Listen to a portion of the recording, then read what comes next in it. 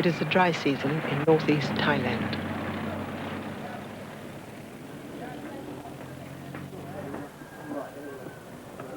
In this tiny village called Banadi, archaeologists are digging up the past.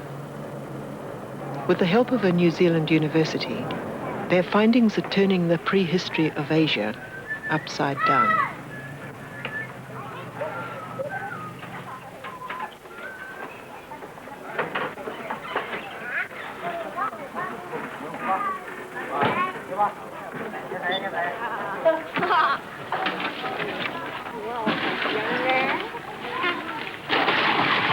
Villagers had occasionally dug out areas looking for whole pottery that could be sold. But now, working with the excavation team, they're looking for something more important.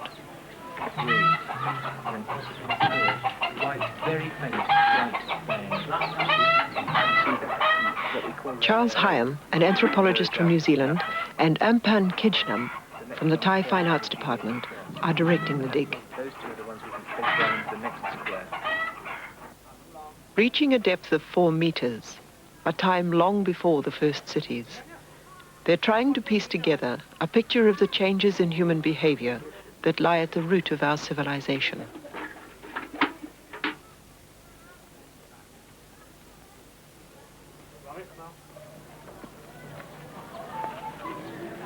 Banadi is a simple village of about 150 people. It's built on a mound that rises 9 meters above the surrounding plain. 4 of those meters are made up of the collected debris of 4,000 years of occupation.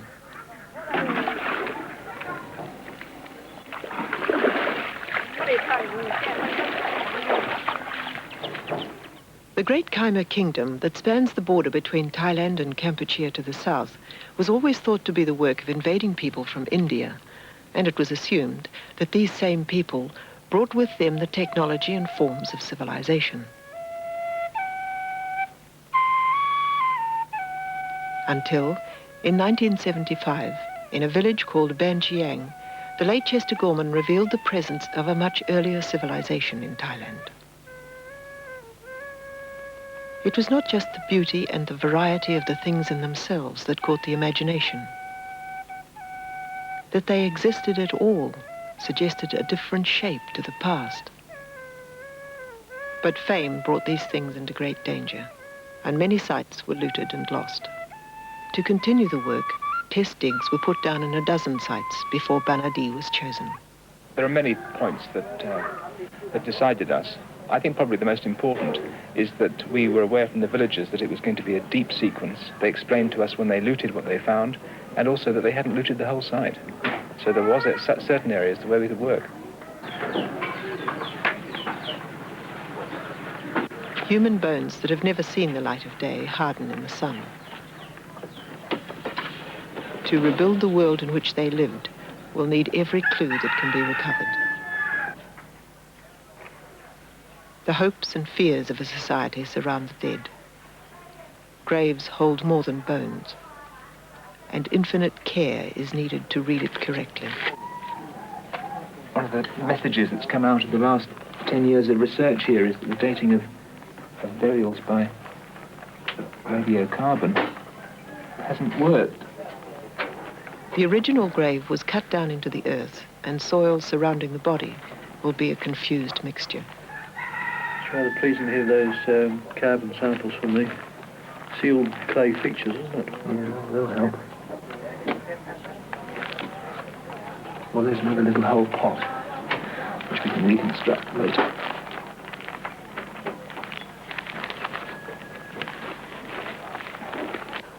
Oh, okay, she's going. Brian, as I move it gently down, just support the weight, that's right.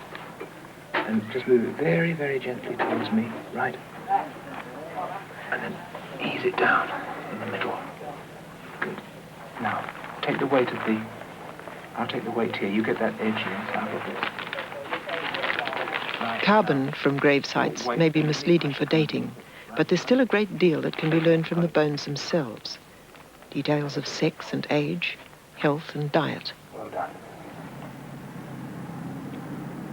The University of Otago, where Charles Hyam is Professor of Anthropology, will provide the backup analysis of all the material recovered from Banadi.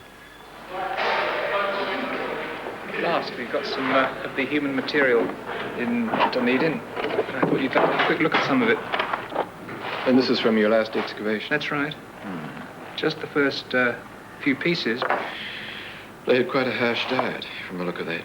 Yes, we're getting a lot of shellfish and other fairly rough stuff in the middens, so I assume that wear must have been fairly rapid. Look, there's a little bit of calculus there. Oh, and yes. if one, again, saw the whole series, you might find there was evidence of a little bit of beetle chewing. That's quite unusual. I wouldn't expect The medical school will help with the analysis of human bone, but animal bone is also a valuable source of information. These are the toe bones of water buffalo. This animal here was never used for work, and this one was. As a result, where the tendons are inserted into the bone, these great ridges have developed. And we're very interested in this because this animal was used to pull a plough. It's a modern one, and we know that. When we compare it with a prehistoric specimen, we find that it too closely resembles the specimen which was used for pulling a plough, and we think this one too was probably used for work of some sort in prehistory.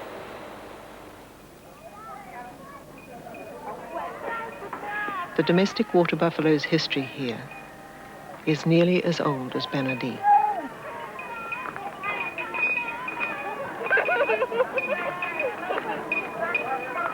Every level of a dig needs to be understood as a surface. The delicate tracery on the walls marks the living surface in profile and gives to each its own dead.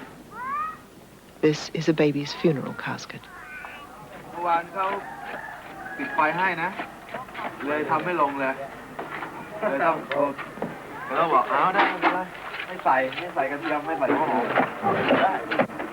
Before any interpretation of artifacts can begin, the living shape is restored, the hearth recut, the graves remarked, the houseposts redug.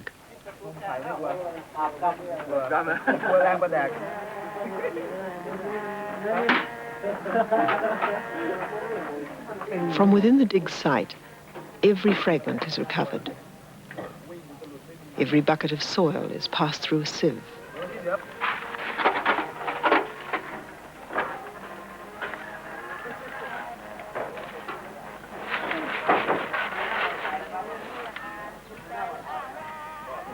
Every fragment is labelled according to the level from which it was taken. To preserve the pattern of relationships between things, every artifact is recorded, photographed and drawn before it is lifted.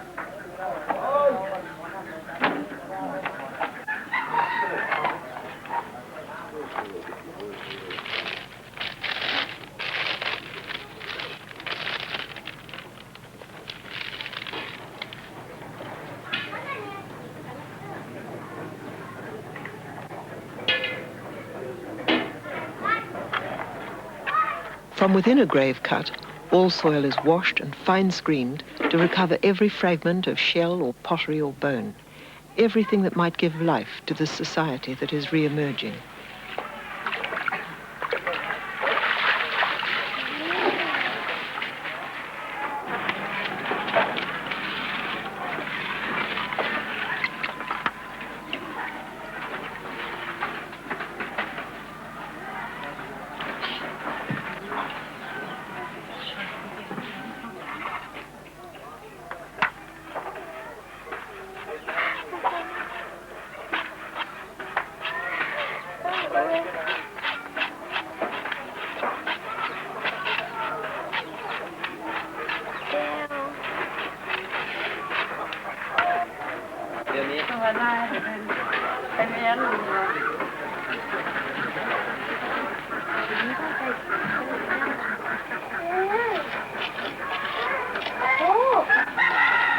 The custom of placing offerings in graves gives the archaeologist a glimpse of the wider world he is uncovering, the beginnings of social distinction and individual wealth, and the natural world that surrounded the human group. These people used to put food in with the dead, and this particular shellfish found with the burial is a very interesting one because the shape of the spire is related to the water in which the shellfish was living. So when we can get it out complete, then we can say quite a lot about the prehistoric environment.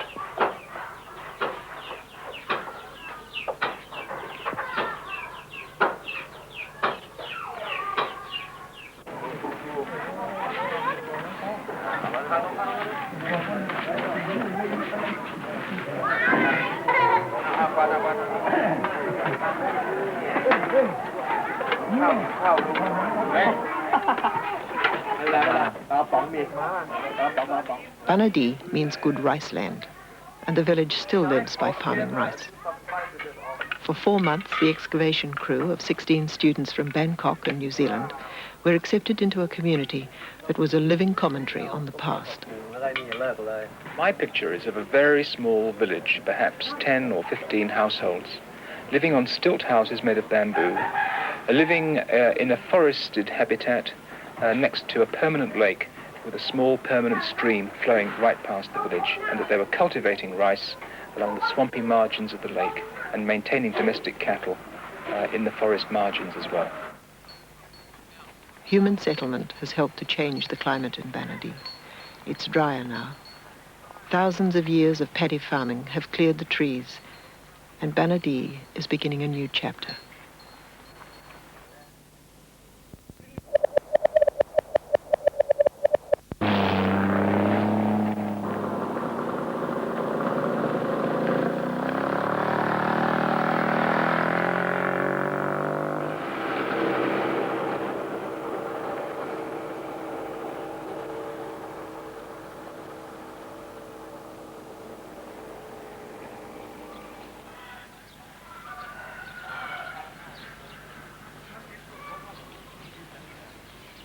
Banadi has lived through many changes.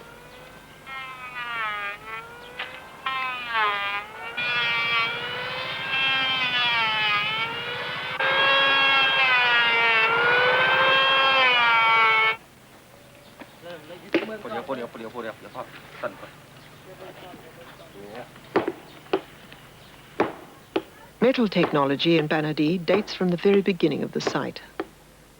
Crucibles were found and fragments of smelted ore. Bronze was tempered into arrowheads and decorative bangles. Later, iron was beaten into ploughs and axes.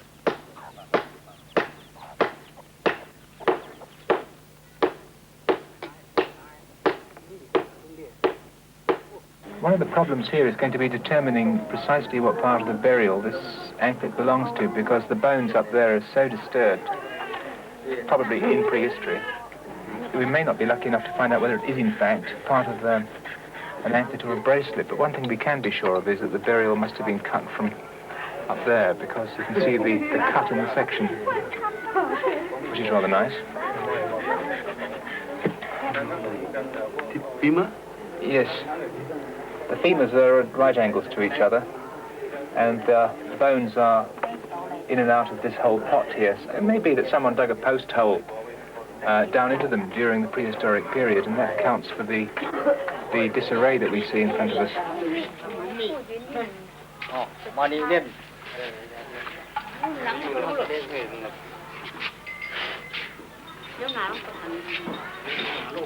Iron ore is common on the Karat Plateau, and its natural occurrence caused some confusion.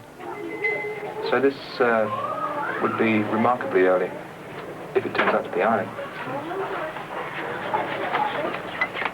Oh dear, look. Iron? Probably the letter A. What's that? It's a tube. You're sceptical. Probably wood. Wood? No, I guess. Not very impressive to look at, but it'll be very intriguing to find out precisely what it is. There she sits. Particles from casting, as well as artifacts, were discovered at Banadi, and there was clear evidence of trade. It's these minor peaks I'm interested in, see if we can trace back some of the ore sources. Well, that one there is arsenic. By fingerprinting individual samples, it is possible to map the wider relationships of the ancient community.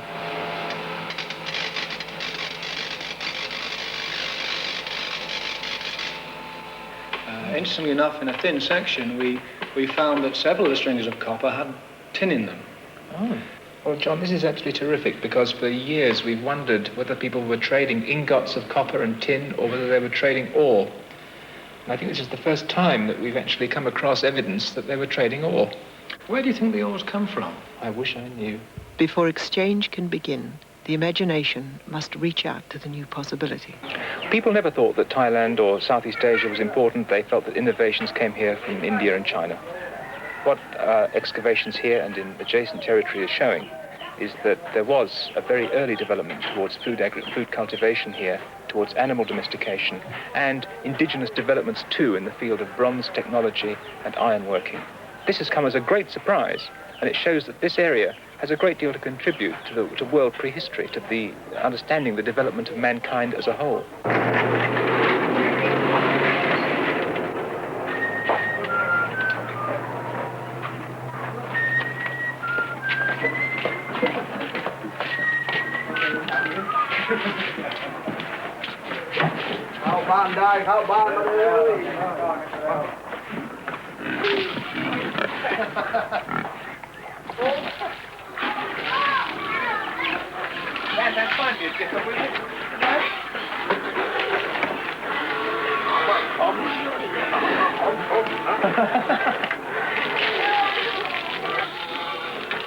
Oh, this paradise off. No, it's not. You're kidding. Make Hong and Circle with soda is the best part of my day.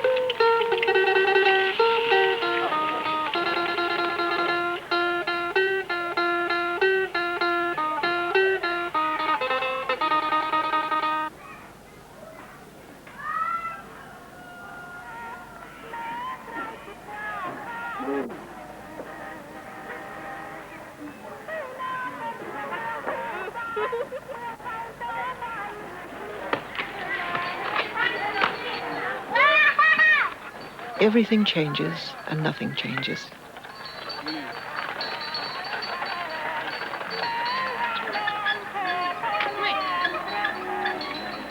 Large ideas move away from small villages into walled cities, but the village remains.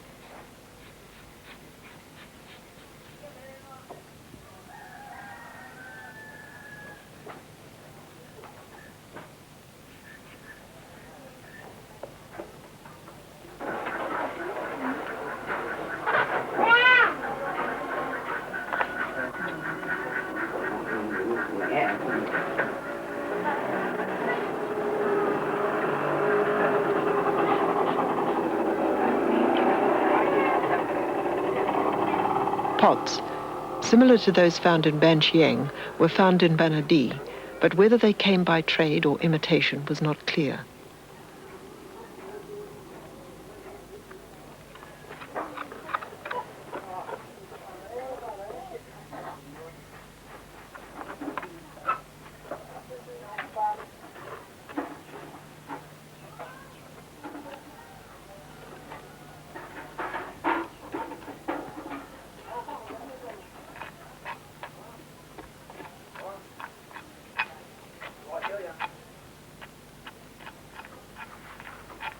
Potters use the same clays and the same temperas for generations, but a computer may be able to record enough similarities in style to identify individual craftsmen.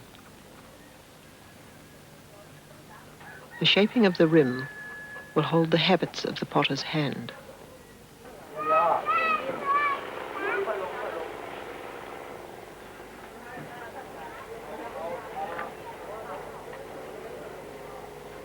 Brian Vincent is working on a PhD in trading patterns of Thai pottery.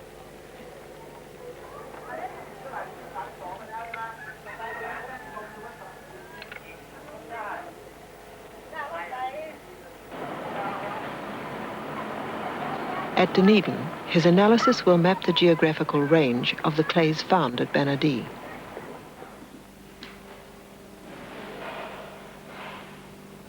Subtle differences of trace elements and changes in tempera will locate traditional clay pits.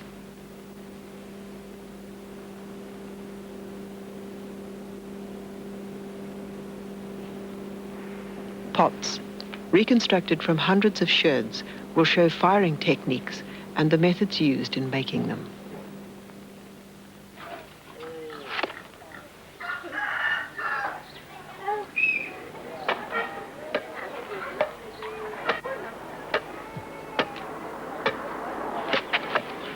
Pottery changes slowly and carries with it the persistent voice of the past.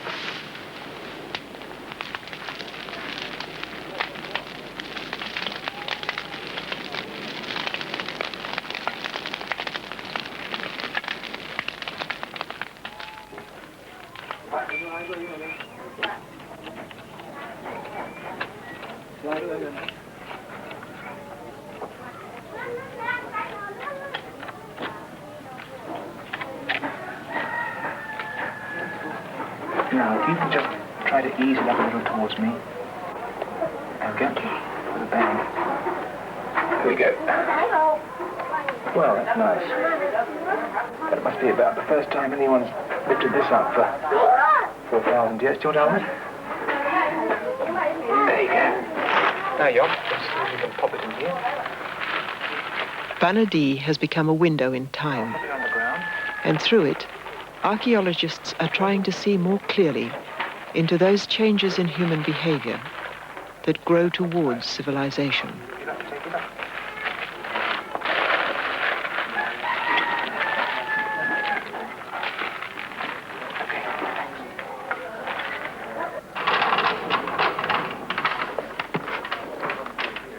All the material from Banadi and from Ban Chiang will be analysed in Dunedin before being shipped back to Thailand. For these students, unravelling the intricate patterns, recreating the continuity of the past, there may be a more humane vision of man's history. This is a view of Northeast Thailand taken towards the end of the dry season in 1975. Across the rice fields in the foreground we can see the roofs of a village known as Ban Pak Top. Notice how the stream in the foreground is running just past the village, which during the excavations at Ban Chiang in 1975 came to be recognized as one of the principal prehistoric sites in the general region of the large and impressive site of Ban Chiang. The reason why we went to Ban Pak Top was because we heard that the site was being severely looted, and it was important to find out what the villagers were locating before it was too late. When we arrived, we found that indeed the pattern of looting was a very, very major one here. Notice one of our students holding there a prehistoric cranium, and in the backyard of someone's house a man here is actually looting, watched by a group of students from the Fine Arts University in Bangkok who were recording what was going on. The man has galleried and mined throughout this field behind his house, and in doing so he disturbed numerous critically important prehistoric burials.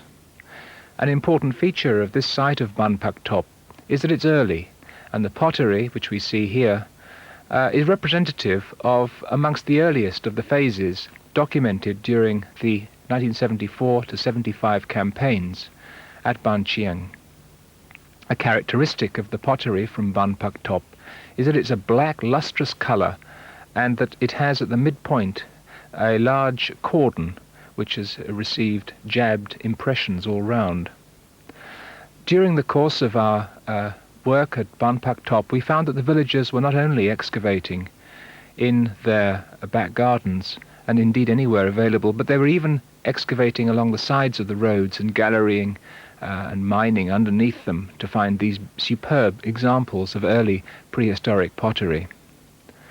In these particular examples you can see the intricacy of the design features on the surface of the vessels, which are almost baroque in the exuberance of their designs. Notice here these spirals that have been incised and then infilled on the surface of this vessel, which is one of approximately 30 that we found in the headman's house and available for sale. This situation was one of the reasons why so much attention was given to the prehistoric sequence in the northeast of Thailand, following claims of sites such as Non Nok Ta, excavations at which took place in 1966 and 68, claims of very early bronze and iron technology in northeast Thailand as a whole. This led us to work at Ban Chiang, and here we are now at the village of Ban Chiang, where the area available for excavation was highly circumscribed, again as a result of looting. Here, however, Chester Gorman and Pisit Charan Wong, who were in charge of the excavations, identified this small lane towards the top of the mound, and within that lane they laid out 4 excavation squares. Of course, the excavation was therefore long and narrow, only 3 meters or so wide and approximately 15 meters long. The excavations, which sealed off effectively this little road during a period of 6 to 7 months in 1975, the excavations were accompanied by very careful attention to stratigraphic detail and to the recovery of all possible finds, including screening of soils as they were excavated. And thankfully, as the excavations went down in the final analysis to a depth of between 4 and 5 meters, numerous prehistoric burials were found. These burials were, in the large part, discovered intact. This one, for example, is of a young child buried about 2,000 years ago, towards the end of the sequence at Ban Chiang. It's associated with a series of large, complete pottery vessels, and the feet area of the child are also associated with what we know as Ban Chiang clay rollers. We are not sure what they were for. It's conceivable that they were for imparting pattern onto cloth, but many people now feel that they were in fact a form of circular cylinder seal, rather like the smaller varieties found in the Near East. Excavation was painstakingly slow because it was very early resolved to extract as much information from the soil as possible. And so the fine screening that continued throughout the excavation led to the recovery of much organic material, which allows us to say something about the economy of the people who lived at Ban Chiang over a period of approximately 2 to 2,500 years in prehistory. This particular burial comes from the terminal phases of the prehistoric occupation there. But below it there are a further 3 meters or so of prehistoric deposit that built up over a very lengthy period indeed. We know from the recovery of rice grains from the vicinity of these burials that the people were skilled in the cultivation of rice from an early date. And by looking at the bones themselves and the teeth, it's possible to say that the people of Ban Chieng, and indeed the surrounding sites that have also been examined, were very healthy. They had robust bone development. There was very little evidence for trauma, such as food shortage in the early years of their lives, hardly any Harris lines, a firm musculature, strong people, used to hard work in the fields. We also know from the recovery of many fragments of animal bone and shell that the people were surrounded by a woodland which they cleared in order to produce their small rice fields, and that they hunted widely, a wide range of animals that lived in their prehistoric world. We know, for example, that they hunted the rhinoceros. Occasionally we find bracelets made of elephant ivory. Deer of several varieties were hunted, and many of the small animals of the forest and the open terrain, such as hares and mongoose, were trapped by a range of techniques. Again, birds were snared, and sometimes they were brought down with a small clay pellet, which was fired with a pellet bow, still existing in the memories of the older people of Ban Chieng to this day.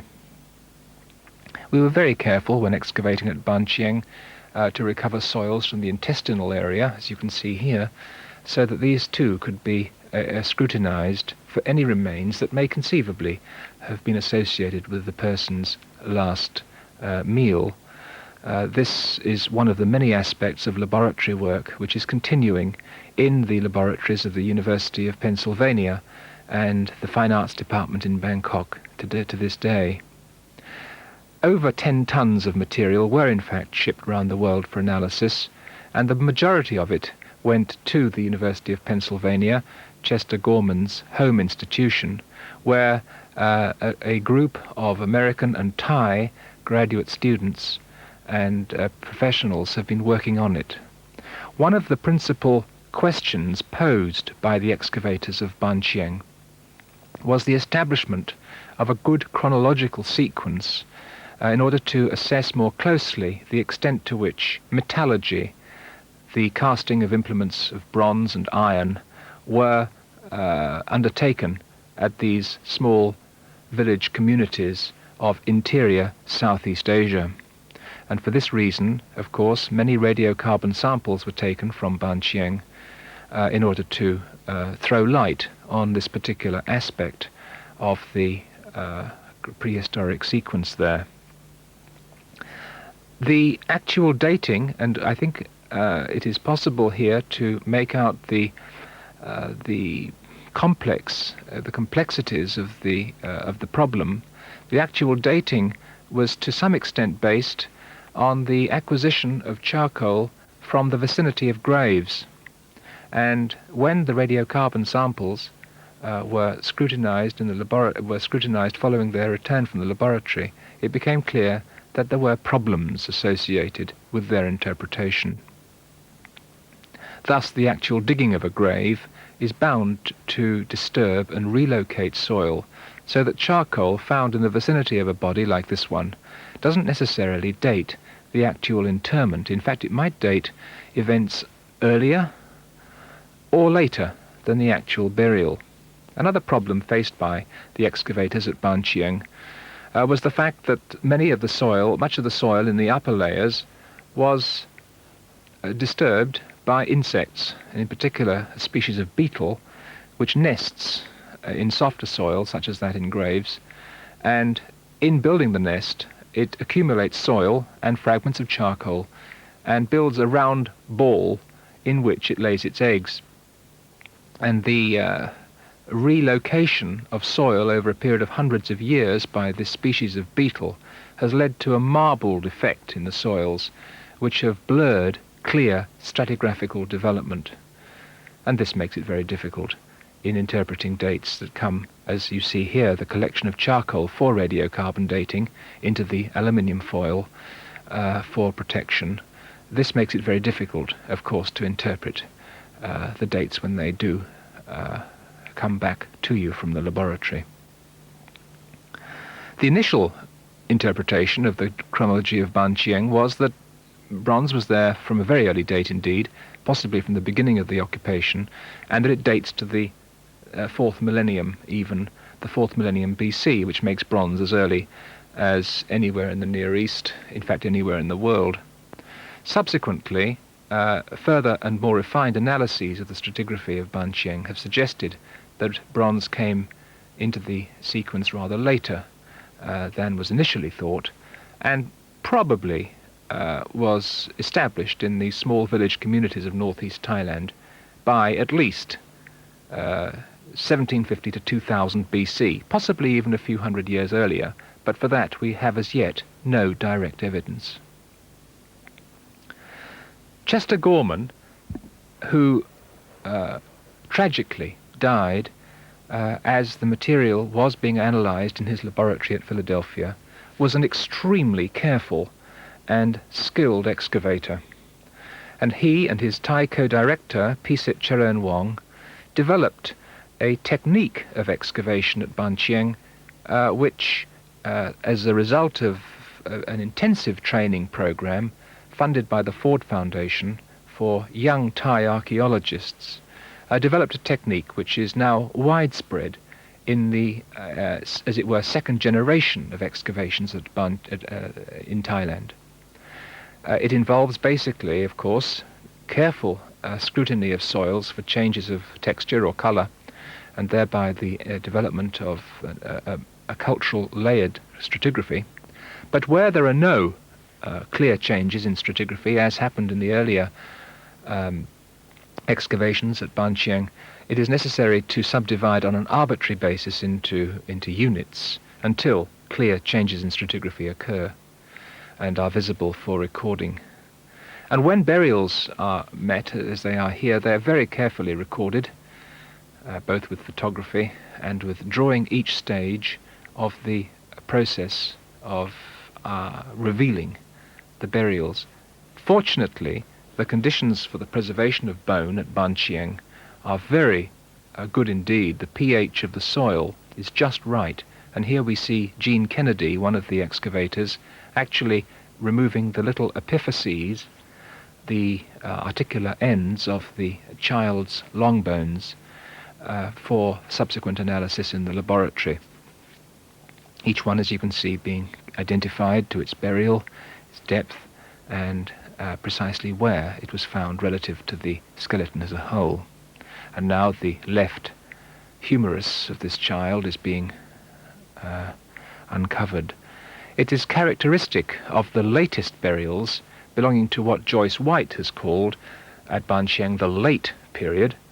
It's characteristic that these children were associated with relatively sumptuary grave goods. By that we mean glass beads imported from some distance, the clay rollers or cylinder seals which you've seen, and a range of large and ornately decorated pottery vessels, the vessels themselves often containing the remains of food or artifacts themselves, such as iron and glass, and sometimes really quite unusual and bizarre objects. The entire backbone of a dog, for example, was found in one of the mortuary vessels from this late period. The human bone was all taken to the University of Hawaii, where it underwent specialist analysis by Dr. Michael Pietrzewski of the Department of Anthropology there. And he was able to show that life expectancy, despite the good health of the population of Banqiang, life expectancy didn't exceed approximately 40, 45, or at the most 50 years of age. Most people had died before they reached the age of 40, and that there was relatively high infant mortality as well. We can see here the treatment given to the children when they died, placed in rows in the Ban Chieng late period cemetery.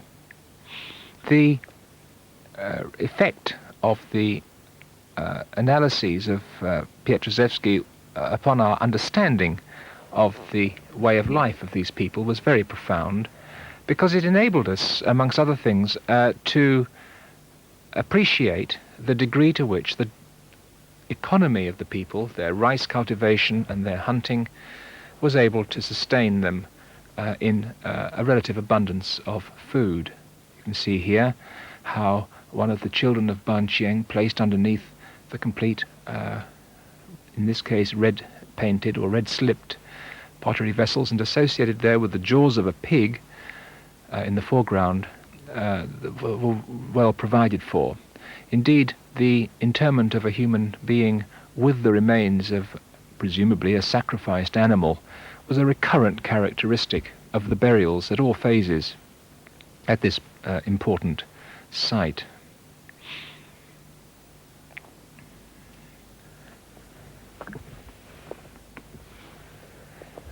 When excavating at Ban Chieng, it was almost a world apart, down in the excavation square.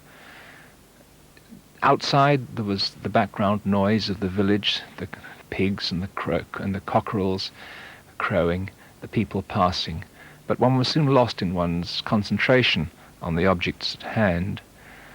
The excavation, as it grew deeper, made it necessary to construct ladders to get down into the square, and once down, one would, for example, be confronted by a burial of this type, from which the excavator is now collecting a series of small orange glass beads, which seem to have been in the form of a necklace around this child. Glass beads, as far as we know, were not made at this time in northeastern Thailand.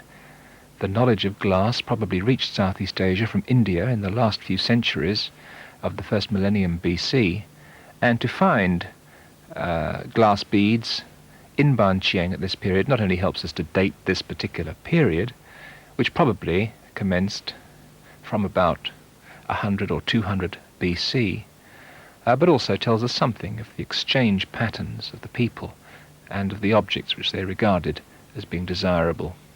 There are now numerous other sites that have been excavated in this particular part of Southeast Asia, and in most of them at this period one finds the remains of glass and other imported objects. The status of iron is another matter altogether.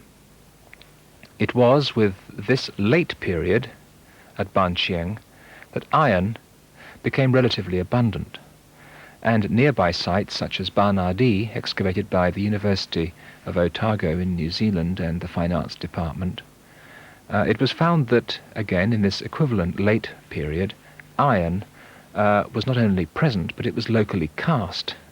The recovery of iron slag, for example, documents this quite clearly.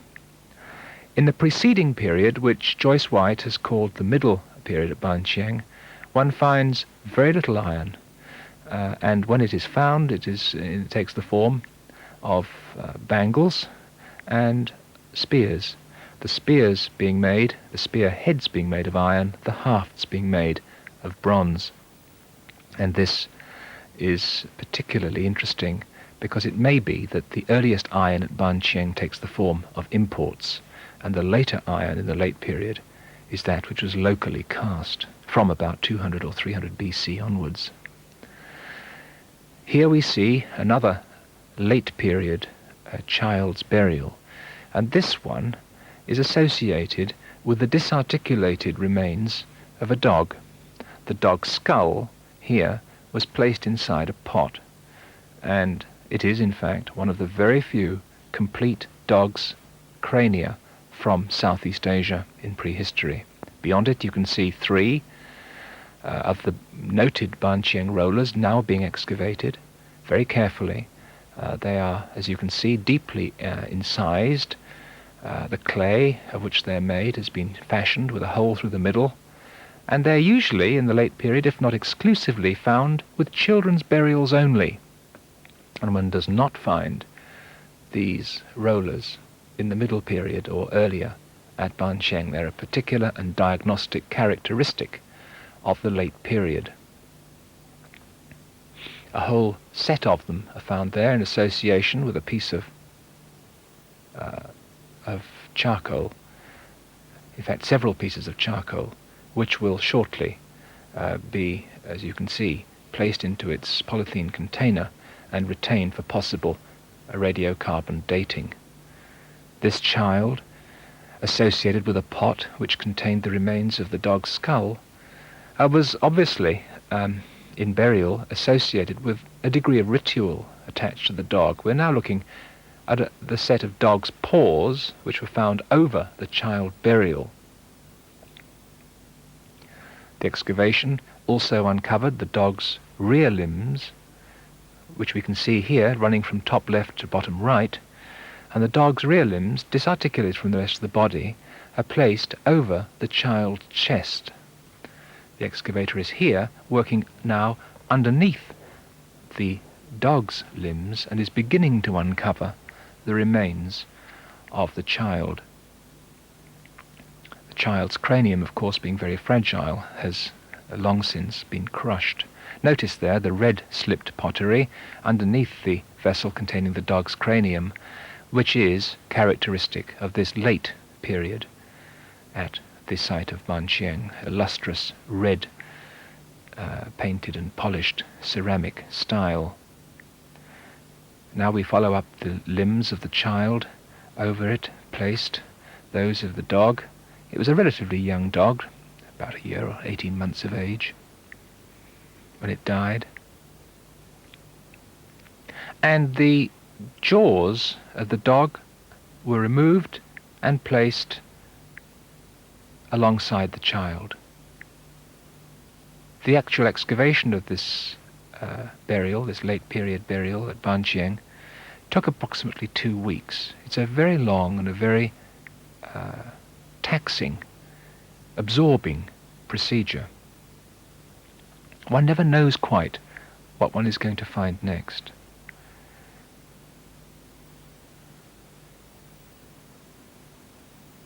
One of the points of the excavation at Banqiang, which was stressed, was the accurate recording of the burials. When you're finding over 100 burials, as were found at Banqiang over the period 74-5, careful recording was critical. And so we were concerned, for example, with the orientation in which the burial was placed. And so part of the recording procedure was to take a compass, of course, and locate precisely the direction of the skull. And again, the recording and the recovery of organic material, of biological remains from Banqiang, was undertaken with no particular regard to time. What mattered was getting the material properly out of the ground and into a protective environment. So here we find the dog's cranium is extremely fragile, and we are impregnating it with a protective medium to stop it from disarticulating, from disintegrating on recovery.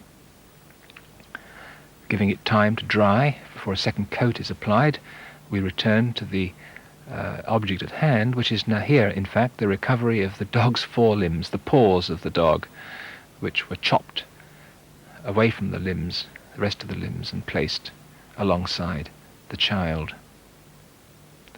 When we got into the squares at Banqiang, we never wore shoes. The whole, or footwear of any sort, the site was so rich in material that it was felt desirable to reduce any breakage to an absolute minimum.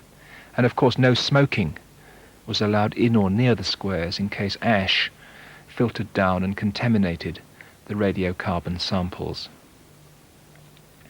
As we got closer and closer to the point where the dog's skull could reasonably be lifted, we became increasingly concerned because at the time of the excavation we had no idea how the origins, what the origins of the domestic dog in Southeast Asia could possibly be. And the way to find out is on the basis of the shape, the morphology of some of the bones at the base of the cranium. And these are very fragile bones.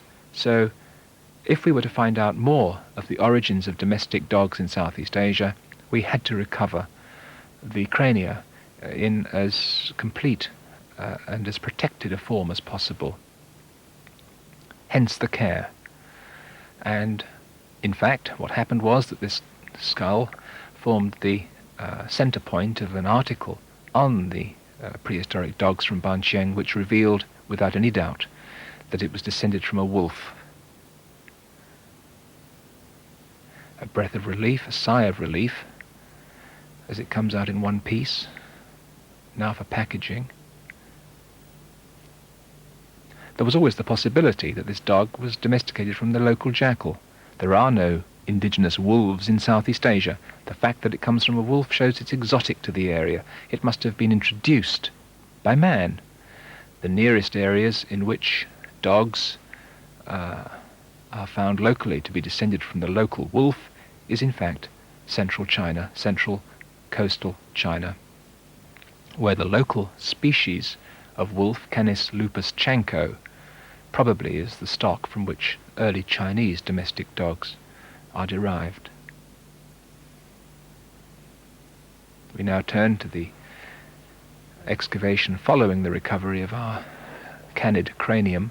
You can see that little orange air blower which is used to clean the surface of the child's skull as we proceed now with the proper recovery of the balance of this particular burial. The point at which we are now is the recording of what we see. Careful drawings are taken, giving all possible detail that we can perceive. Every single pot, every single associated item is given a feature number, and the feature number is placed both on the plan and on the plastic bag into which all material is placed. And now, in situ, we're excavating the contents of one of the burial pots. In the foreground you can see a section has been cut through the contents of the complete pot, and things are being found. An iron bar was found in this particular pot. Absolutely incontrovertible evidence that by this period at Banqiang iron making and use was well underway. The bones are beginning to appear, and they turn out to be the backbone of the very dog which was disarticulated and placed over the child's body. Another rather unusual item found in this complete vessel was a human tooth. And as time went by, right at the bottom, we found another clay cylinder seal or Banqiang roller. Meanwhile, Mr. Ampan Kijngam, who later co-directed the excavations at Banqiang, we see his hand here, is uncovering a further vessel placed over the child's body.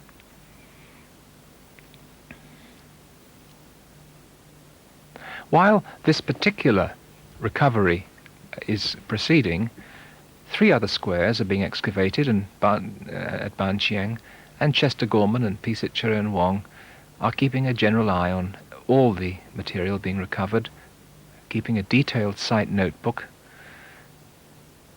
and recording by photography and by drawing everything that is found. We now see a second child burial in this particular square, this one with bronze bangles over the ankle.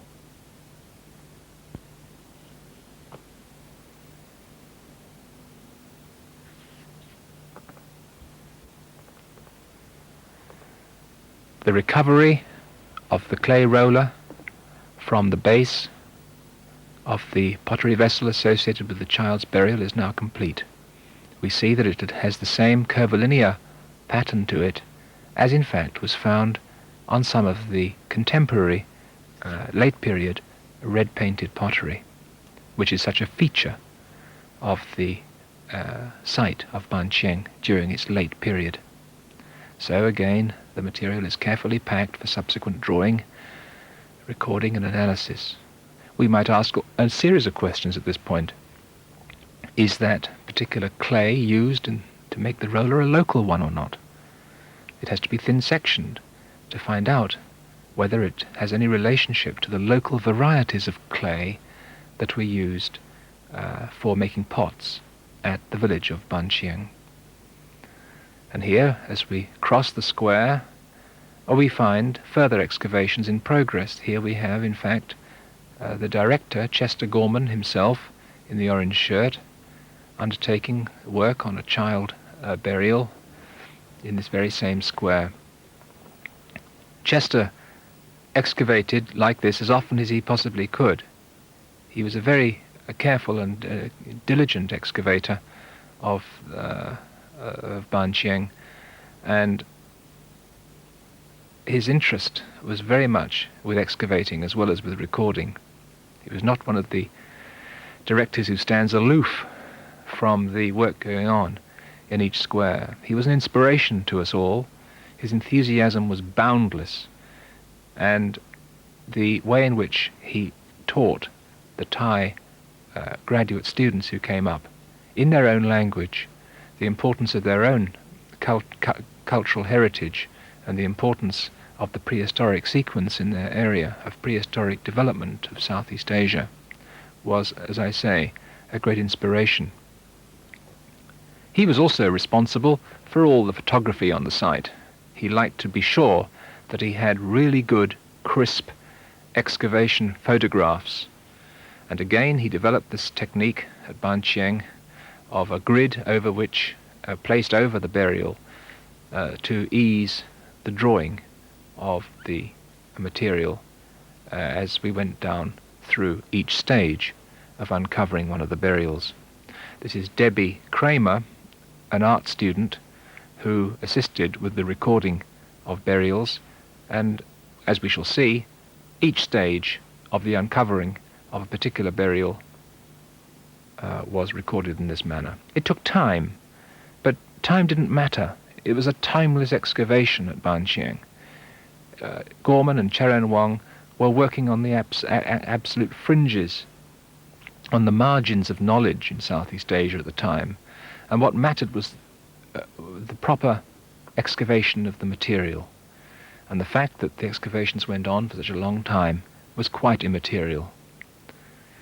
As we see on this page, we now go back through the successive stages in the recovery of these two child burials. There you see the skeleton of the infant, aged, a couple of years of death. On the same axis, but with the head reversed 180 degrees, another child burial, this one with the bronze bangles around the, or anklets, around the feet. And then at an earlier stage of the excavation, in blue you can see the feature numbers, feature A, B, C, D, E, each one referring to a complete pot, and the placement over the child of the dog's limbs now being pointed out.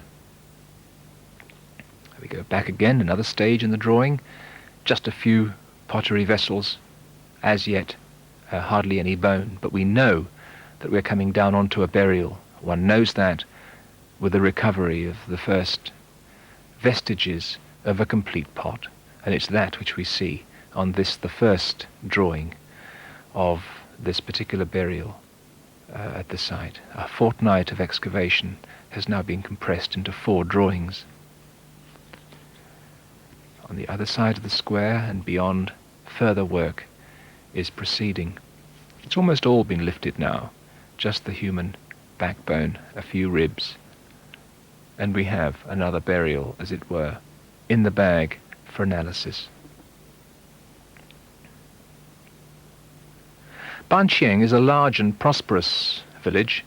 Today it covers about 20 hectares, but the excavation of numerous squares there over the last 10 years, 20 years, has allowed us to identify the maximum extent of the prehistoric site. It probably never covered more than 4 or 5 hectares. And with a generous estimate of 50 to 100 prehistoric inhabitants per hectare, it probably never had more than 250 to 500 people at any given part of the prehistoric sequence. Here we are now viewing the remains of a second child. Over it, again, pottery vessels, rather more fragmented than the one we've just seen. At the feet, 2 bronze anklets. Burial 12. There we see one of the bronze anklets, and sticking to it is a grain of rice, one of many grains found as a result of using the flotation technique at this particular site to recover organic remains.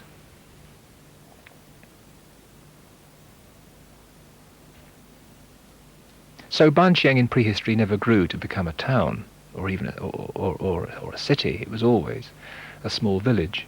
It remains a village to this day. It never achieved any sort of political centralization. The advent of political centralization in Southeast Asia seems to have occurred rather on the margins of the major rivers, such as the Moon and the Chi and the Mekong, the Red River, at about the same time, in fact, as these particular burials were interred, that is, towards the end of the first millennium BC.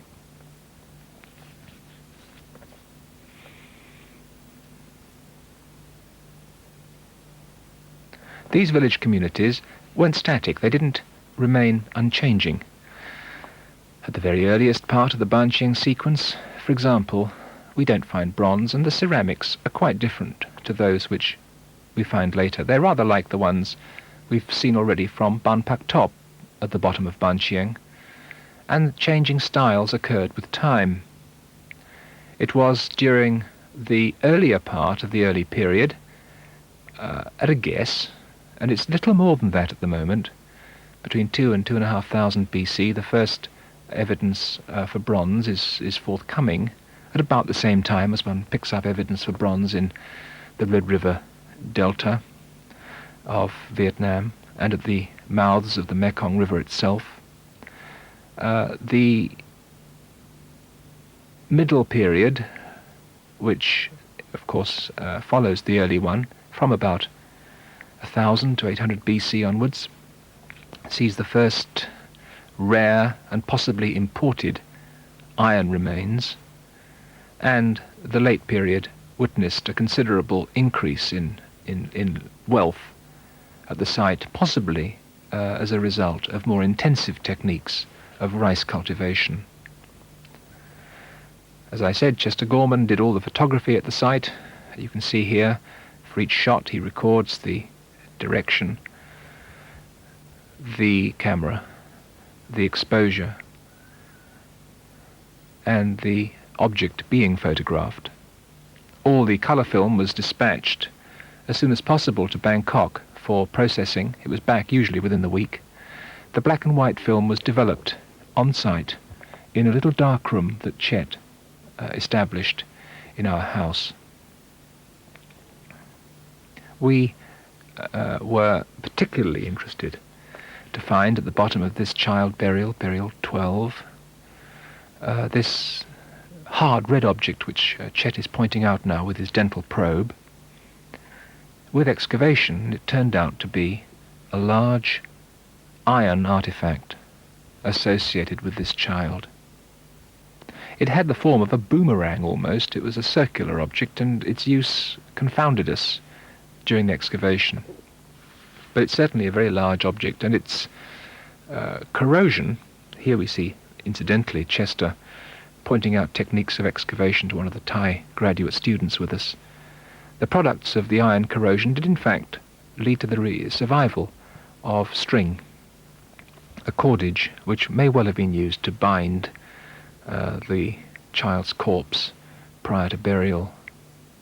One thing we didn't find at this particular part of the Banqiang sequence was evidence for the depth from which the grave was cut. We never found clear graves before the actual burial itself was encountered. And this confused us greatly at the time, but I think in retrospect it was probably due to the grave problems of soil redeposition as a consequence of the beetles nesting in the soil over so many years. So one thing that we were concerned over was whether or not, in fact, they were digging graves at all. Were they perhaps putting children and other burials on the surface of the ground and then mounding something up over them, mounding soil over the grave? Well, this turned out not to be the case, because although the soil had been disturbed, the pottery hadn't, and you could clearly make out in several of these burials the way in which the associated pottery was found filling a U-contoured grave over and above the burial itself. And Jean Kennedy here is now uncovering more of that iron implement, including the string. One thing that we were very hopeful of finding in the 1975 excavations was a good sample of the famous Ban Chieng red-on-buff painted pottery. And it was very exciting to find, just below the child that we've seen excavated, this complete pottery vessel associated with the top of a human cranium, this complete pottery vessel which, as we gradually uncovered it, was revealed to be a superb example of Ban Chieng red-on-buff painted ware. But it was the only one that was found. The adjacent square, excavated in 1973 by the Thai archaeologist Nikom Sutirak, revealed tens of these large, indeed much larger, red-on-buff painted ware. We only found this one small example. A slight disappointment. It would have been marvellous, of course, to have found these super-rich graves associated with up to 10 or 15 of the large red-on-buff painted wares, but this wasn't to be the case. This burial, however, was still exceedingly interesting. It did have this fine example, small and delicate, beautifully made and painted, of a Ban Chieng painted pot, and several other pots as well, not painted, of course. And it also contained the remains of an adult male, the adult male being associated with 4 or 5 jaws of the pig. And this does look very much as if the slaughtering of domestic animals was part of the mortuary rite. We have to imagine, I think, that with the interment of each individual, animals were brought to the graveside and they were slaughtered, and they were placed, at least the parts of the body of the animal were placed alongside the human grave, the human interment. At Ban Chieng, the principal material associated, of course, was the pig. At Non Nok Ta, another site located about 100 miles to the south west of Ban Chieng, it was more often cattle or complete pig skeletons. And at Ban Ardi, located 20 kilometers or so to the southwest of Ban Chieng, we found that the principal part of the animal incorporated in the grave was the left hand forelimb of a cow or a pig, sometimes a complete chicken as well.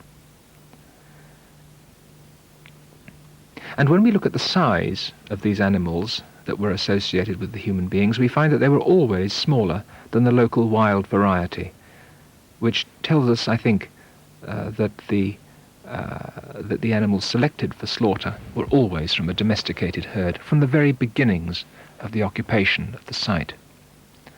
We've now proceeded with the excavation of this adult male, and you can see there his skull appearing underneath the huge amount of pottery placed over him. And here, one of the many pig's jaws which are found alongside. If you look in the distance, you can just make out now the human skull prone, with the pots and the pig's jaws lying alongside. At this particular part of the excavation of Ban Chieng, we found a very great richness of burials, clustering in each other, laid out in rows, each similar in terms of the burial technique, but showing its own idiosyncrasies. From this human scale, you can see that we're down just under 2 meters from the present ground surface. Here is another of the trainees, Surin Pukajorn, who took his master's degree at Philadelphia subsequently and is now lecturing in archaeology at Silpakorn Fine Arts University in Bangkok. Received his training here at Ban Chieng and has subsequently excavated widely in his own country. And he is uncovering another burial of an adult.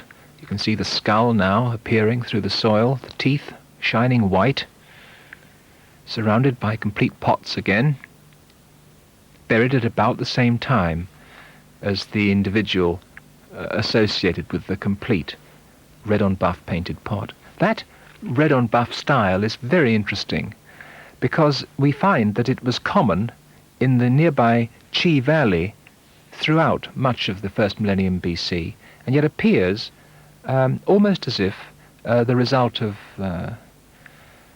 contact with the Chi Valley in some way towards the end of the first millennium BC at Ban Chieng and related sites. And it's quite possible that what we're looking at here are the remains of people who infiltrated, perhaps by force, perhaps not, that we don't know, infiltrated the Chi Valley from the Chi Valley into this particular Sakonakorn basin from about 200-300 BC onwards.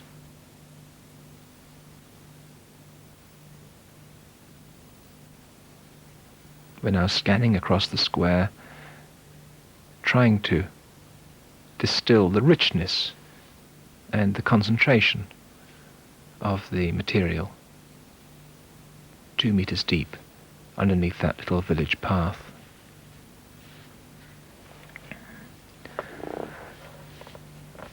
This pot and many of the other artifacts discovered at Ban Chieng have been the focus of a major exhibition instituted by the Smithsonian in Washington and which is now traveling widely in America. The material from Ban Chieng in this exhibition will ultimately be sent back to Ban Chieng itself, since the Fine Arts Department of the Thai government has constructed a fine regional museum at Ban Chieng designed to house the material from these excavations. Let's go back to one of the burials and find that on this occasion the adult male was buried with an entire skull of a cow beyond the feet. Just as the dog's cranium presented possibilities for analysis, so too did a complete cow's skull. The area of Northeast Thailand supports 3 indigenous wild cattle. The banteng is one, the gawa is another, and the little-known Risterius cupri is the third. And it would be awfully nice to know which of those species, if not all, were locally domesticated by man. So the careful recovery of another prized possession, the complete skull of a cow, was here undertaken very carefully over a period of days. It didn't come out, unfortunately, as complete as the dog's specimen, but enough was found to tell us that quite probably the original species domesticated in this area was the banteng, a large herd bovid, which is still very, very rarely found wild on the fringes of the Korat Plateau and in the surrounding Dangrek mountains, which divide northeast Thailand from Cambodia to this day.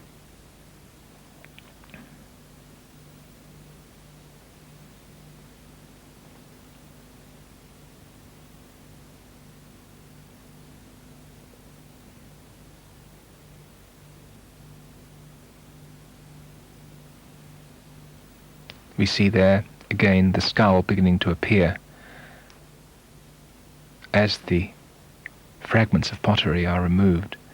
One of the interesting points about this late period is that the pots were often deliberately smashed over the grave to form, as it were, a sea of broken sherds, which could be reconstructed ultimately into complete pots. Let's step back now from the excavation and see again the sort of environment in which we were working. We can see that electric light is necessary under the shade of the rice-thatched roof, which was critically important, of course, both to shade the excavators and the excavated material from the sun, and from the monsoon rains when they began in May. We rented a house adjacent to the excavation square, and this was used to store excavated material and as an office. And Chester, when he wasn't down in the squares excavating, was, of course, preparing detailed field notes, running to several volumes, describing his interpretation of the material as it came to hand. Each clipboard contains the plans and the descriptions for each of the squares being excavated at the time. And anyone who wished and had some comment to make would take one of the clipboards and add to it. So it's in many hands, although the principal one, of course, is Chester's. Let's return now to the adjacent square to that we've been concentrating on. And here we see a fascinating and important find, a complete bronze-working crucible. You can see the lip there, which was used to pour the molten metal. This crucible was associated with this huge concentration of burnt clay. And around the burnt clay, much charcoal and fragments of bronze corrosion. Not just one crucible was found, several were located, either complete or fragmentary, in this particular part of the excavation. What we're looking at here are the remains of a bronze casting facility. The people would make a small furnace by excavating a hole in the ground, lining it with clay, and then introducing into it charcoal and blast of air from some probably tuyères and bellows, probably made of bamboo. Such similar techniques are used to this day in Northeast Thailand in the making of iron artifacts in the local smithy. And through this bronze facility were these enormous post holes, which were probably the foundations of a prehistoric structure. Meanwhile, in the next square along, we're down deeper, because it wasn't a square covering such a broad area. We're down deeper into the last part of the middle period at Ban Chieng. We're now through the late period burials and into the middle period ones. And, of course, as you can see, bronze is still prevalent. This child was buried with 2 anklets and on the forearm a bangle. And the pottery associated with this middle period has been called Omgao, after a local site in which a particular style of incised and painted pottery was found. You can see some there. The Omgao style is a particularly attractive one. The middle period has been dated by Joyce White to between approximately 1000 BC and 300 BC. It is during this middle period that the first rare examples of iron were found. At Ban Chieng, these took the form of the 2 bimetallic iron and bronze spearheads. These are very interesting implements. They're very rare at Ban Chieng, only 2 were found. But they're relatively common in southern China, in Yunnan province, at about the same time. And one does find them as well in the Red River Delta, on the other side of the Annamite Mountains. The possibility that they represent imported iron implements from a different culture on the other side of the Annamite Range cannot be discounted at the moment. We leave the excavation squares and proceed now to the grounds of the little museum at Ban Chieng, where village women are employed in the job of cleaning all the material. You can see the museum storehouse in the background, And under the shade of a temporary bamboo roof, the women on their bamboo table are cleaning all the pottery. A very cheerful group of people, very, very friendly, enjoyed their work enormously. And the tons of pottery that was found was here cleaned, labelled, laid out to dry, and then packaged for transportation to the laboratories in America. Here we see a clay human figurine laid out to dry. It doesn't in fact come from Ban Chieng, it comes from the surface collections which we saw being made at Ban Pak Top. Here we see a bangle made of elephant ivory from Ban Pak Top, still with part of the human bone inside. A deep, a very attractive elephant ivory bangle. Here's a second one, again with the humerus inside.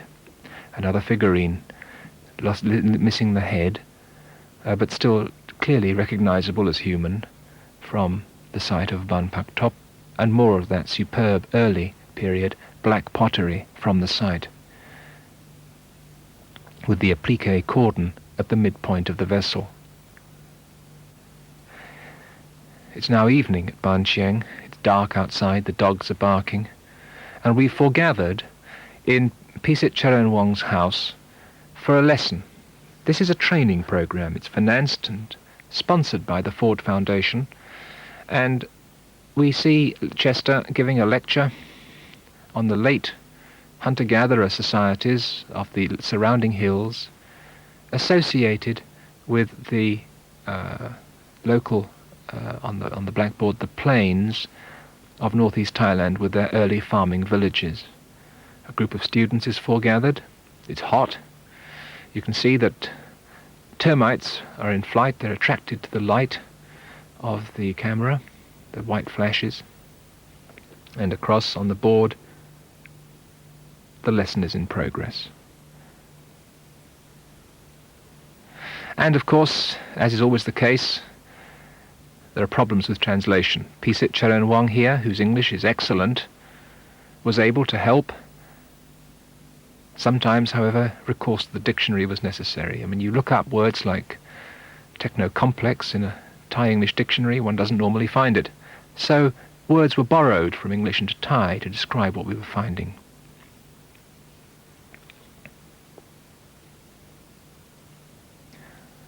Mainly Thai students,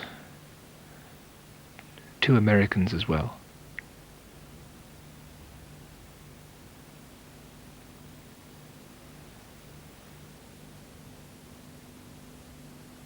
The interior of the house is lined in hardwood. In fact, it's constructed entirely of local hardwood, cool, pleasant, and beautifully adapted to the terrain, often raised on stilts to avoid the monsoon floods that afflict the area between May and November. Now, of course, out comes the dictionary. What is this word? Not sure. Pisit Charoen Wong takes over to describe what we find in the Thai language, and a new generation of Thai archaeologists is in the making.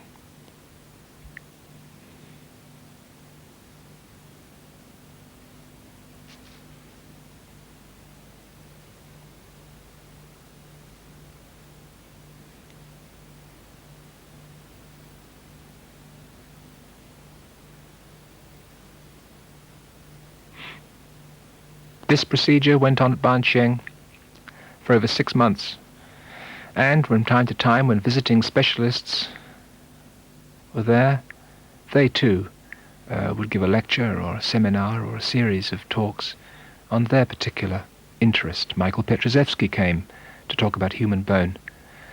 Gary Caravo lectured on the development of new dating techniques. Tekiu Yacob from Indonesia came to assist with the study of human bone.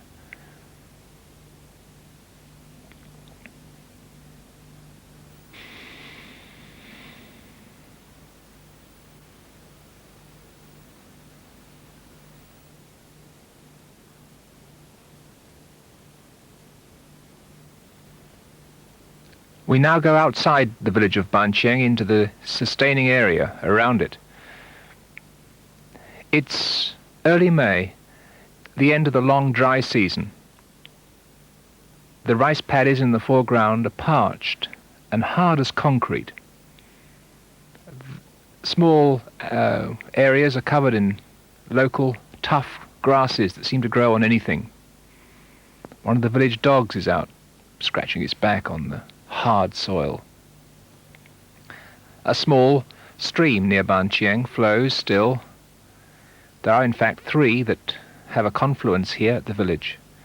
There's a wooden bridge on the other side of the stream. And out in the fields, the water buffalo and cattle are taken out daily to the surrounding scrub forest to browse and eke out the available grasses until the rains come and everything springs to life. Ban Chieng is surrounded by an extensive area of low terrace soils which are excellent today for the cultivation of rice. And the terrain rises slightly away from the low terrace to the middle terrace, which is today under a fairly dense scrub forest. It's too dry there for rice to grow well, and therefore it's left for the cattle and the buffalo to browse and for hunting, gathering, collecting wild plants to this day. Every tree that's left is there for a purpose. The hardwood for building. Many of the trees, coconut palms, provide food. Banana trees in the village, many fruit trees survive there. You can see the houses raised on their stilts now at the very edge of the village. The end of the dry season is a hard time. The rice stores are low. Many of the plants and trees are dormant. Wild animals in prehistory would have withdrawn back into the safety and depth of the local forest.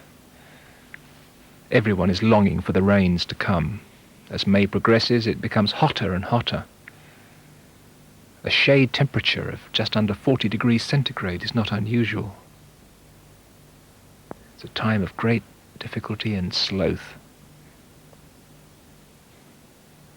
People prepare for a great bonfire display, fireworks and festivities. A local festival to encourage the rains to start. The famous Bang Phai festival. Beyond the Land Rover, the ground rises slightly to the scrub forest of the middle terrace. And then after the Bang Phai festival, sometimes before, the first thunderclouds build up on the horizon. And before you know where you are, the monsoons have begun. Moist air coming in from the south and southwest brings these enormous thunderclouds, and a rainstorm brings with it a torrential downpour. People run out into the streets. They take showers with the water that flows off their roofs. They fill up their water cisterns. And out in the fields, frogs begin to croak. The ducks take on a new lease on life. Grasses begin to sprout. The village roads like this are turned into a sea of mud. You walk or you go on a buffalo-drawn cart. Vehicles get bogged down. Across the roofs you can see the distant rice fields now as the storm is at its height. Thunder, if the storm comes during the night, lights up the sky. It's very dramatic. Out in the rice paddies, those little fields begin to fill with water. The water seeps into the soil, moistening it, loosening it, preparing it for the plough. And the plough is critically important. It aerates the soil. It turns the weeds upside down and kills them, and they begin to rot under anaerobic conditions, releasing nutrients for the growing rice plant. So by now, men are preparing for an intensive 2 or 3 weeks of field preparation for the rice plant. Already, in the little nursery beds, seedlings are sprouting for later transplanting. Every single rice plant in this huge area will have been placed into its appropriate field by hand, following the preparation of the fields through ploughing. And the water, which is all derived from rain, the water is allowed slowly to filter through the fields, to percolate through the fields, bringing with it life-giving oxygen, and the movement through the water via the water of small blue-green algae which are nitrogen-fixing, so that even on the poorest soils, if the water percolates gently past the growing rice, you will get your crop. Buffaloes, too, are absolutely critical to this process. They provide the traction to draw the plough, expanding greatly the area which can be cultivated. It is not unimportant in prehistory to remember that it was only with the end of the Middle Period and the beginning of the Late Period at Ban Chieng that we find the remains of water buffalo. The analysis of their bones suggests strongly that these water buffalo were in fact used for work.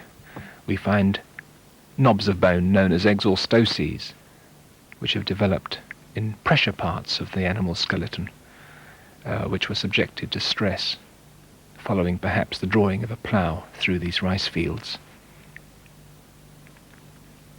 When we look at the distribution of prehistoric sites, we find a common pattern, that they were located near streams, usually the confluences of streams, adjacent to low-lying, low-terrace soils, which were probably in prehistory not subjected to intensive flooding. People during most of the prehistoric period were living back from the main rivers in small tributary streams, like Ban Chieng. Ban Chieng is an ideal example of the preferred location of these small prehistoric villages. So the agricultural system does not mean bringing water, introducing water into the fields as a process of irrigation. It is simply stopping the water from flowing out of the fields, or at least controlling its flow, so that it percolates slowly down into the natural streams. The bright, almost iridescent green in the foreground is a seed bed prepared for the transplanting of rice at the appropriate juncture. Beyond the scrub forest, to this day, a source of food, mushrooms, roots, wild tubers are collected there and brought back to the village. And the presence of water in these rice paddies isn't important just for the provision of rice, because these are the swarming grounds, the breeding grounds of a whole variety of fish, which, due to an extraordinary adaptation of a suprabranchial cavity, that's a sort of lung, are able to live over the dry season by sinking slowly into mud, and as long as they remain moist, their gills remain moist, these fish, several varieties of catfish, for example, are able to survive the dry season without water. And when the waters come, they emerge and they start breeding.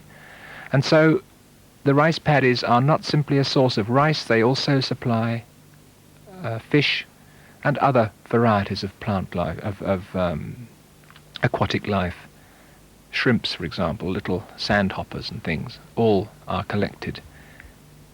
Shellfish come out of their dry season estivation and are collected as they enter the rice fields. And now the critical time of year, ploughing. Notice a single buffalo, a simple wooden ploughshare made from local hardwood, or the root of a local hardwood, and one single iron share is all that's necessary. And over a period of days, the village lands, owned by heads of household, the soil is turned and then harrowed, and then the transplanting proceeds. It's a very simple process, but a critically important one. It opens up the area which one man can cultivate enormously. It expands his productive capacity. It allows him, today and in prehistory, to produce a surplus. We're not sure precisely when ploughing began in Northeast Thailand. perhaps by the late period. Certainly at that juncture in Southeast Asia, ploughs were known. They were known in the Red River Delta from about 300 BC. We find them, great bronze specimens of the so-called Dongson people. Here we see a range of agricultural tasks. In the foreground, a man is ploughing. In the far distance, people are preparing paddy banks. It's a time when school children don't go to school so much because there is so much to do. The girls are in the fields there, busily transplanting. In the distance, a man is harrowing, breaking up the clods, preparing a good brew, as Hanks calls it, a good mixture of soil and air and water for the rice plant. The girl there with her mattock, her iron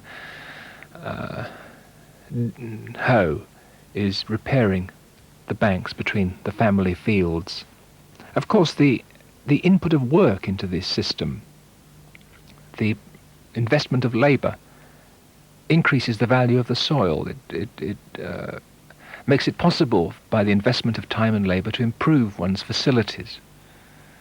There you see a man has taken off the plough and has a sharp bamboo-tipped harrow, and he is breaking up the clods of earth to maximise chances of rice prospering.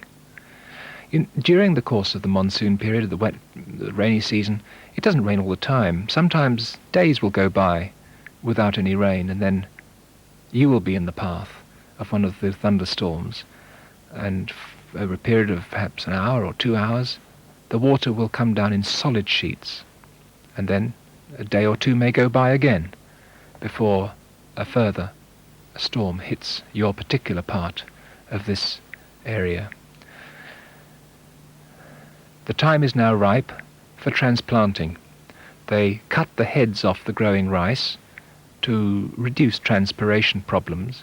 They pack up the seedlings into bundles. They take them out into the fields, and as you can see, it is literally back-breaking toil, undertaken almost exclusively by women. And very cheerful they are as they continue on their work. They put in 2 or 3 plants in each group. As you can see, it's perfect now for the rice. The soil is warm, there are no weeds to compete with them, there's plenty of water. Before very long, the rice is away, it's growing very fast, and then you have to ensure that the weeds don't get the better of you. You have to ensure that insects and birds and stray cattle and pig don't get in there and ruin your crop. And if the season's good,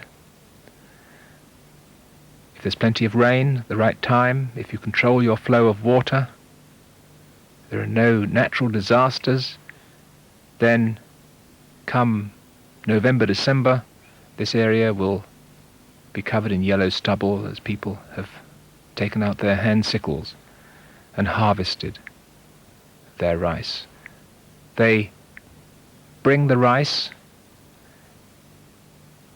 to the local mill where it is processed, and then by buffalo-drawn cart they shovel their rice into the storehouse, or if they have a surplus they sell it to the local merchant. Often these people produce good export long-grained rice which they sell at a high price, and with the proceeds they buy locally grown sticky rice, glutinous rice, at a lower price, and the difference, the balance, is their profit, which they will spend on, well, electricity has been laid on, so they'll buy their radio sets, they'll buy their refrigerators, and many of them now have their colour televisions. Before the construction of the local road, it took 3 days to get to the local centre. By buffalo cart, it now takes about 3/4 of an hour. Trade has opened up as the railway and as sealed roads have increasingly penetrated this relatively remote part of Southeast Asia.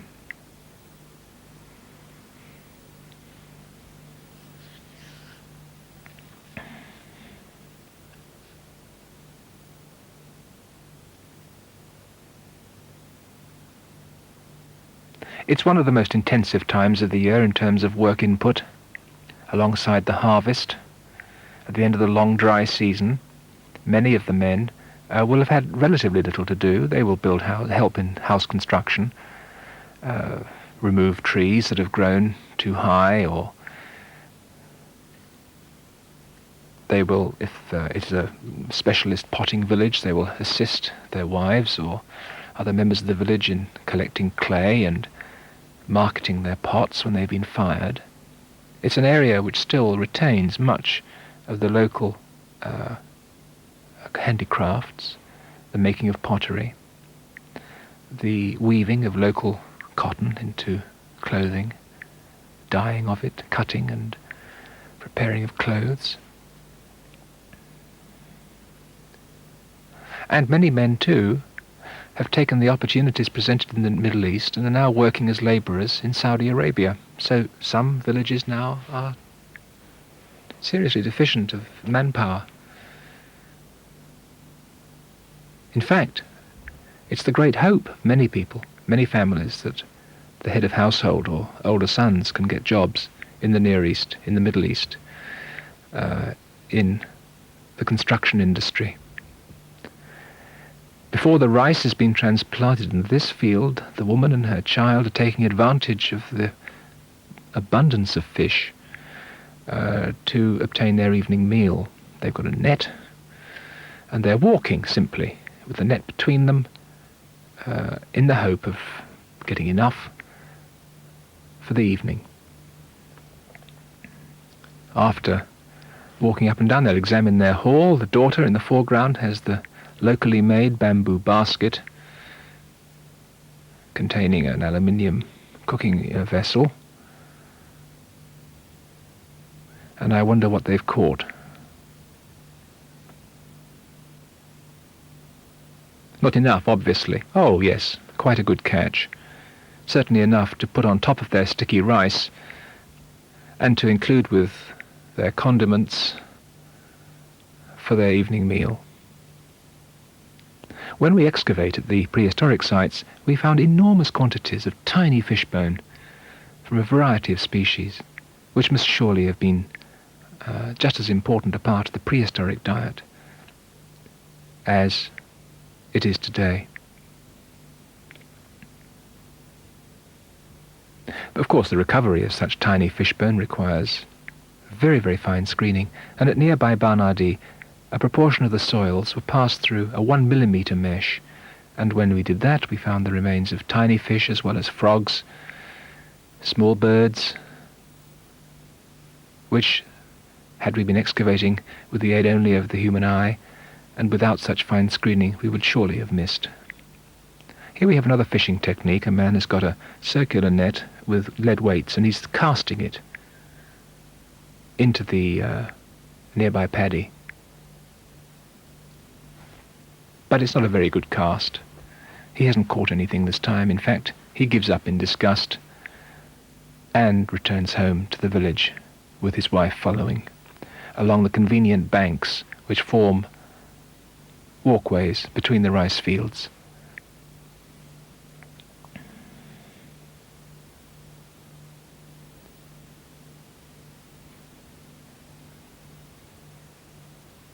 It's at this time of the year that the buffalo and the cattle are not allowed anywhere near this terrain. It's far too valuable. They're kept under close supervision of children and taken on long walks up into the middle terrace for the day and back to be maintained under their houses over the night.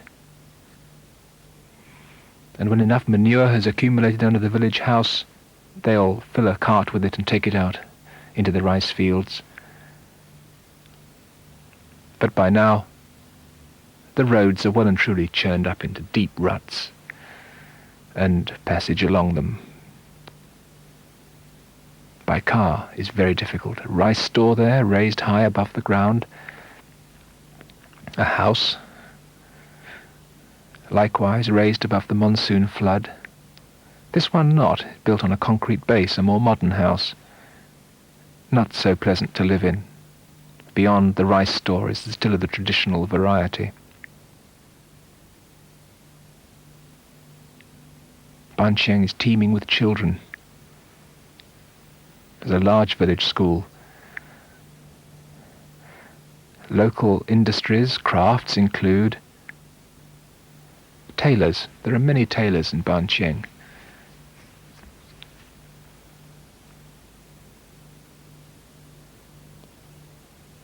Usually today they buy cloth at the local market to make their wares. In former times they used to do practically all the weaving themselves.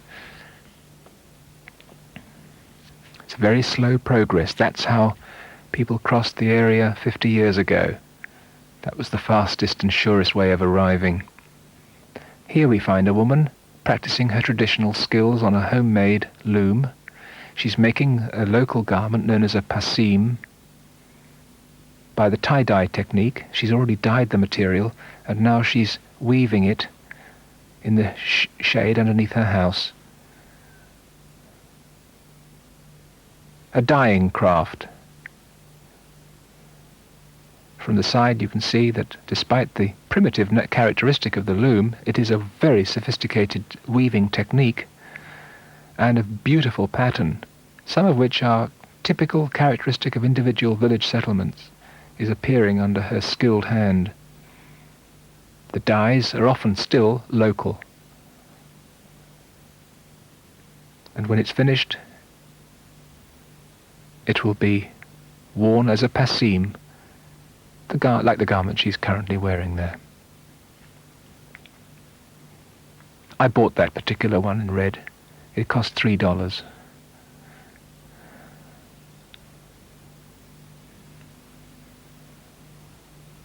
When I returned to Ban Chieng 3 years later, she'd stopped bothering.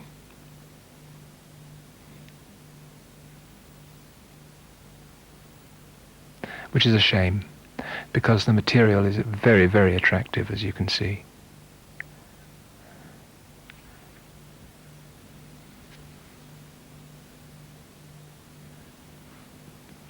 What we're looking at here is a craft which was practiced at Ban Chieng for thousands of years, because in our early graves we find the impressions of cloth, and where iron implements survive, one often finds again that the corrosion